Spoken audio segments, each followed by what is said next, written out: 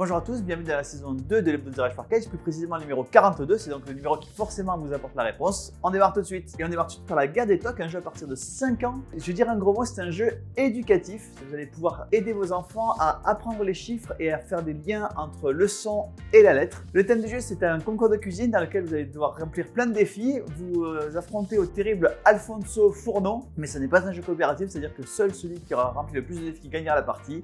C'est la guerre des tocs. Et on continue avec Teen Titans Go Mayhem. Alors évidemment, c'est basé sur le dessin animé Teen Titans Go. Et c'est une nouvelle collection de jeux qui s'appelle Mayhem. Donc c'est la première boîte qui arrive. Il y en a déjà une seconde qui existe en anglais qui s'appelle Looney Tunes, qui sont évidemment des personnages de dessin animé. Les boîtes seront mélangeables. Il va y avoir d'autres boîtes qui vont arriver. Ici, vous êtes donc un Teen Titans qui va donc affronter les titans des adversaires. Ça se joue soit à 1 contre 1, soit à 2 contre 2. Et évidemment, le matériel est absolument splendide. Vous voyez donc les figurines qui sont déjà peintes, prêtes à jouer. C'est Teen Titans Go Mayhem. Et on continue avec Super Mega Lucky Box, un jeu de Phil Walker Harding. Phil Walker Harding, il a fait pas mal de jeux.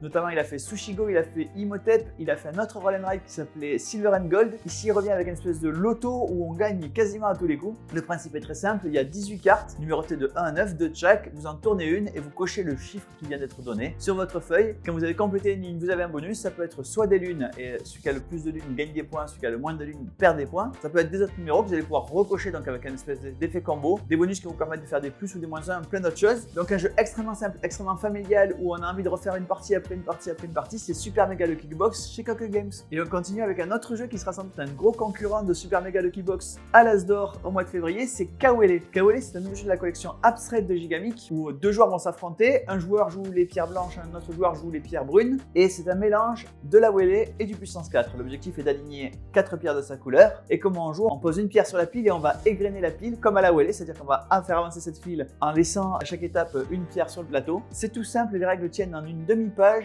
mais il y a une profondeur stratégique assez incroyable. C'est un premier jeu pour Romain Froger et un second jeu pour Didier Lenain-Bragard qui avait déjà fait Medieval Pong. Franchement, c'est une pépite, une merveille, c'est Kawele. Et on continue avec Settlement, c'est un jeu d'Alexandre Nevsky. C'est un nom que vous connaissez peut-être parce que c'est l'auteur de Mysterium et de Detective Club. Ici, c'est un jeu de poste d'ouvrier. Vous êtes grosso modo un chef de tribu dans un monde un peu fantastique, donc vous allez devoir à la fois développer votre tribu, combattre des monstres et conquérir un nouveau continent. C'est un jeu vraiment d'initiation au jeu de poste d'ouvrier, c'est-à-dire que ça se joue en 45 minutes, 1 heure. Les règles sont relativement simples, c'est vraiment ce qu'on appelle un jeu passerelle qui va vous permettre de passer des jeux plus basiques aux jeux plus avancés dans le type poste d'ouvrier, c'est Settlement. Et on continue avec deux jeux dans la même collection qui sortent en même temps, c'est Downfall of Empires et Downfall of the Third Reich. L'un se passe pendant la Première Guerre mondiale, le second se passe pendant la Seconde Guerre mondiale. Dans un cas où vous allez jouer de 2 à 4 joueurs, avec des puissances qui vont s'affronter évidemment. Un joueur va jouer l'Allemagne, l'autre joueur les puissances alliées, puis s'il y a plus de joueurs, on va faire entrer la Russie et l'Autriche-Hongrie. Sinon, ces puissances seront incarnées par les deux joueurs qui jouent. Dans l'autre cas, on peut jouer de 2 à 3 joueurs, la Russie, les alliés et les puissances de l'Axe. Dans les deux cas, des jeux relativement simples qui font jouer en moins de 3 heures, ce qui est plutôt pas beaucoup pour un wargame. Des règles finalement plutôt simples là aussi. Vous allez pouvoir évidemment attaquer vos adversaires,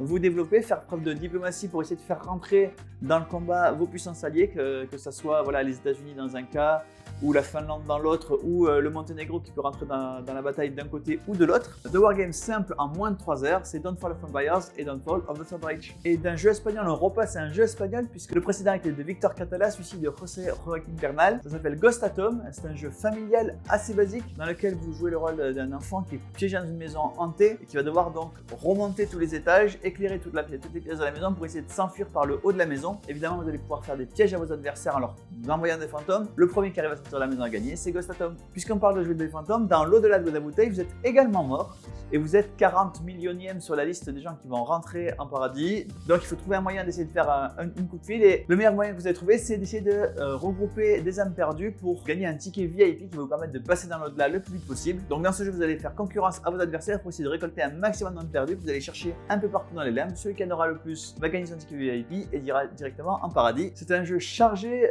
d'humour et de références geeks. Chaque carte a été longuement débattue sur leur site web avec des références à tout un tas de films, de jeux vidéo, de séries, bref, plein de choses. C'est l'au-delà de la bouteille. Et on continue avec un jeu extrêmement mystérieux, ça s'appelle Énigme. Et c'est une énigme, donc je ne peux rien pouvoir vous dire sur ce jeu, puisque tout ce que je vous dirai serait un indice pour l'énigme, mais je ne suis pas un tricheur. Vous allez devoir trouver la solution de l'énigme. Vous avez tout le temps du monde, c'est-à-dire que vous pouvez prendre 5 minutes en attendant un bus pour essayer d'avancer, de comprendre, ou 5 heures parce que l'après-midi est pluvieuse et que vous n'avez rien d'autre à faire.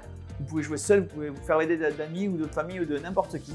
C'est tout simple, c'est énigme. Et on continue avec Top Detective, un autre jeu, attention gros mots, éducatif, dans lequel vous allez pouvoir faire appréhender les formes aux enfants. C'est une espèce de qui est-ce mathématique. Vous allez devoir poser des questions du type est-ce que sa tête est ronde, est-ce que sa tête est un quadrilatère, etc., etc. De façon à éliminer les suspects possibles et trouver le coupable. C'est Top Detective. Et on continue avec un jeu de dés qui a du chien, c'est Hot Dog. L'objectif est tout simple, c'est de cumuler 50 roquettes, mais évidemment comme c'est un jeu de dés, il va y avoir des contraintes de prise de risque et des coups que vous allez pouvoir faire à vos adversaires. Évidemment le packaging est un peu spécial, c'est Hot Dog. Et on continue avec un nouveau jeu dans la gamme de Tokaido, c'est Tokaido Duo. Dans la gamme de Tokaido parce que c'est le même univers de jeu, c'est le même univers graphique, puisque c'est à la fois Antoine Boza qui est l'auteur de Tokaido Duo et Nayad qui l'a illustré, donc on est vraiment dans la cohérence complète par rapport à Tokaido. Par contre c'est un jeu complètement différent, les règles n'ont rien à voir avec Tokaido, ce n'est pas une adaptation pour 2 joueurs de Tokaido, c'est bien un jeu à part entière. Vous avez 3 figurines que vous allez pouvoir déplacer sur ce plateau, de façon différente d'ailleurs. Vous avez donc le pèlerin qui va essayer de collecter un maximum de souvenirs et de pèlerinage évidemment, le marchand qui va essayer d'acheter des souvenirs et les vendre aux gens qui sont autour de lui, et vous avez l'artiste qui va peindre un maximum de paysages. Ces 3 personnages vont bouger différemment, vont marquer des points de façon différente. Vous allez devoir utiliser ces 3 personnages pour essayer de marquer un maximum de points. C'est Tokaido Duo. Et on continue avec Où c'est donc en Europe. Alors, Où c'est donc, c'est un jeu qui est sorti en Allemagne il y a quelques temps déjà, puisque c'était en 2006. Il a été inscrit sur la liste des recommandations du Spiel des Jahres. Il a gagné le prix Fair Play à la carte, prix qui a récompensé par ailleurs des jeux comme Dominion, comme Magic et comme plein d'autres jeux. Il est arrivé en France l'année dernière sous le titre Où c'est donc en France, où le principe c'était qu'on allait mettre des villes françaises à l'est, à l'ouest, au nord, au sud des villes existantes. Et bien comme ça a bien fonctionné, il arrive maintenant Où c'est donc en Europe. Donc cette fois-ci ce sont des villes européennes que vous allez placer les unes par rapport aux autres, donc toujours au nord, au sud, à l'est, à l'ouest. Il y a toujours cette composante de bluff puisque vous pouvez très bien mettre une ville au mauvais endroit, mais si les autres joueurs ne disent pas que vous êtes trompé, c'est réputé bon. Donc à vous d'avoir l'air suffisamment confiant pour que les autres joueurs ne remettent pas en cause votre avis. C'est Où c'est donc en Europe. Et on continue avec Mortel Adèle, Défi Mortel, l'édition Duel. Mortel Adèle, c'est toujours ce jeu, vous allez défier vos adversaires, donc avec des défis les plus extravagants les uns que les autres. Ici évidemment des défis adaptés à des joueurs, mais toujours un jeu d'ambiance. Et le but du jeu c'est de faire rigoler les enfants. C'est Mortel Adèle, Défi Mortel, édition Duel. Et on continue avec la deuxième édition de Minuit Meurtre en Mer. Minuit Meurtre en Mer, c'est un jeu d'enquête dans lequel vous avez pour chaque enquête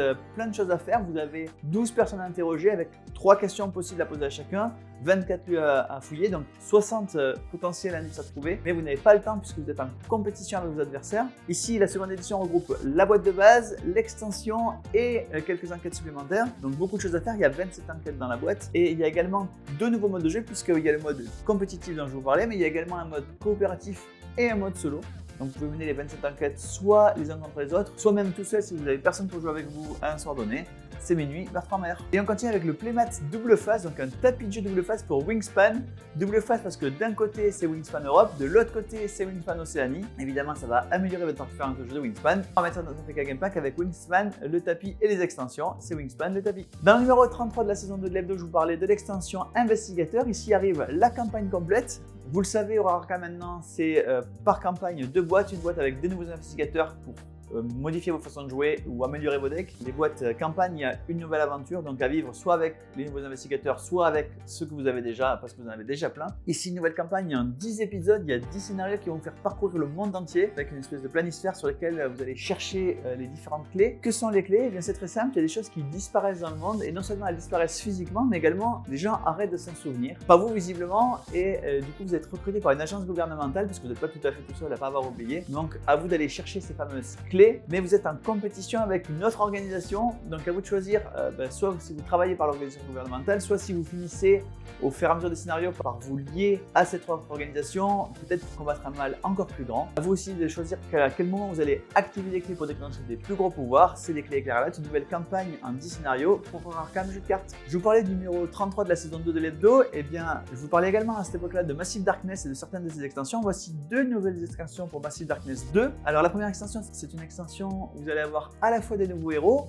qui vont être soit des nécromanciens, soit des moines, et un nouveau monstre errant. Le nouveau monstre errant étant le Parangon, qui est une espèce d'intégriste du royaume divin qui a été banni parce qu'il était tellement intégriste qu'il n'avait aucune tolérance pour les humains, donc il a été banni. À vous de profiter de vos nouveaux pouvoirs pour vous occuper du Parangon. L'autre boîte, c'est les portes de l'enfer, donc une boîte avec des ennemis, un monstre errant qui est le Cerbère qui évidemment va cracher tous les feux de l'enfer, mais également 2 nouveaux types d'armées, les statues vivantes qui vont évidemment avoir une peau de pierre, donc ils vont être particulièrement bien armurés, et également les démons de l'ombre qui vont évidemment profiter pour se tapir dans l'ombre. 2 nouvelles boîtes pour Massive Darkness 2 qui rejoignent évidemment le PK Game Pack. Et on continue continue avec deux extensions pour Vampire Rivals. Une extension qui va vous donner un nouveau deck cité. Vous allez pouvoir essayer de gagner de l'influence dans Prague, en plein cœur de l'Europe centrale. C'est évidemment Vampire Rivals au cœur de l'Europe. Et puis une nouvelle extension avec deux nouvelles factions.